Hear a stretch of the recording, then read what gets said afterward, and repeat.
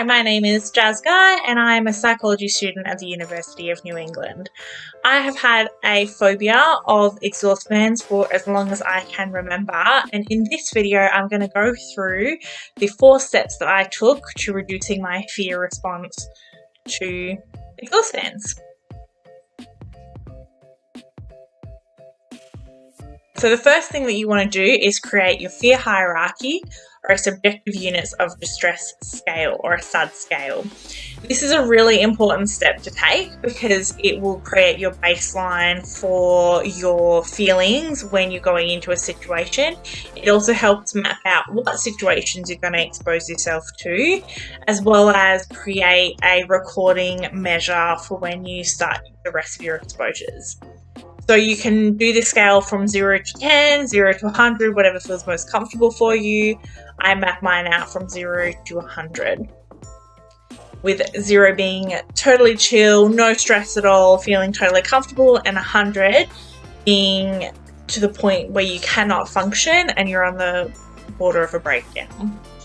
Now, you may not have 10 situations that you can expose yourself to. It may only be 5, but you can use that to space them out along the situation. For me, I only had 4, which was to be in the room with an exhaust fan off, be underneath the exhaust fan off, be in the room with the exhaust fan on, and be in the room underneath the exhaust fan while it was on. The first exposure type that I used was imaginal exposure. So this is where you imagine yourself in each situation and your reaction to it. You start at the bottom of your exposure scale, which for me was imagining myself in the room with an exhaust fan off. You write down what your SUD score is, and then you begin. So you imagine yourself sitting in that space. You imagine yourself being exposed to that stimulus. I did this for 5 minutes per situation. So I wrote down what my SUD score was at the beginning. I stopped halfway through, wrote down my SUD score, and then I wrote down my SUD score immediately after the trial concluded. I continued to do this in each situation until I had reduced my overall SUD score for each situation. So once you've reduced your overall SUD score for each situation, you can move on to step 3.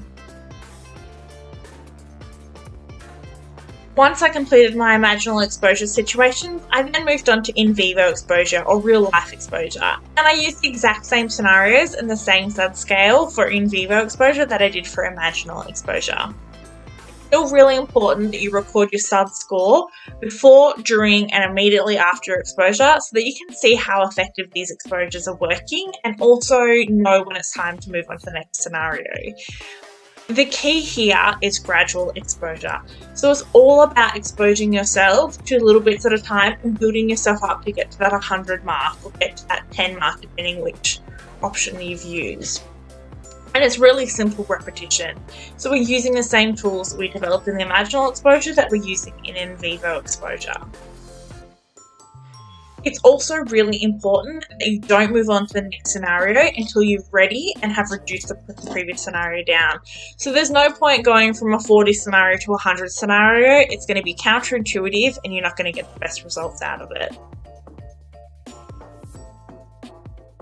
Now, normally phobia treatment will be administered with a therapist or a mental health professional. However, this guide is here to help you learn how to reduce your phobia in the comfort of your own home.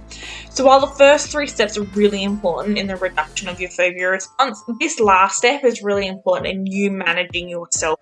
One of the best methods that you can use for self-management is to use your friends and family and their support and encouragement to help you stay on track for your intervention.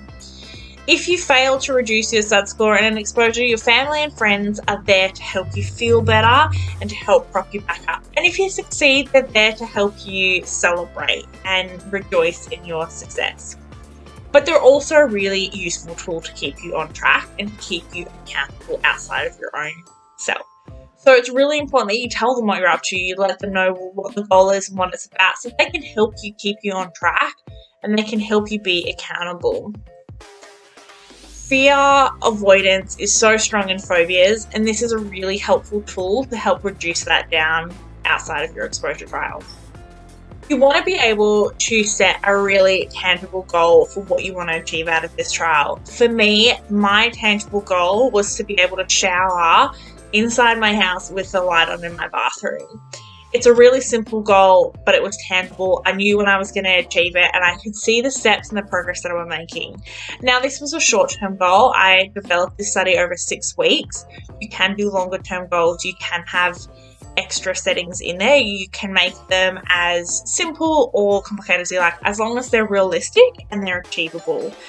The last self-management tool that I used was rewarding myself. So when I got to the big baddies, when I started working at the 80 and 90 and 100 on my SUD scale, it was really important for me to have a little reward for myself to give me that encouragement outside of my family and friends. For me, that goal was to buy a small game that was $10 to $15 that I could play, that I would really enjoy, and that was really helpful in giving me, that carrot at the end of the stick.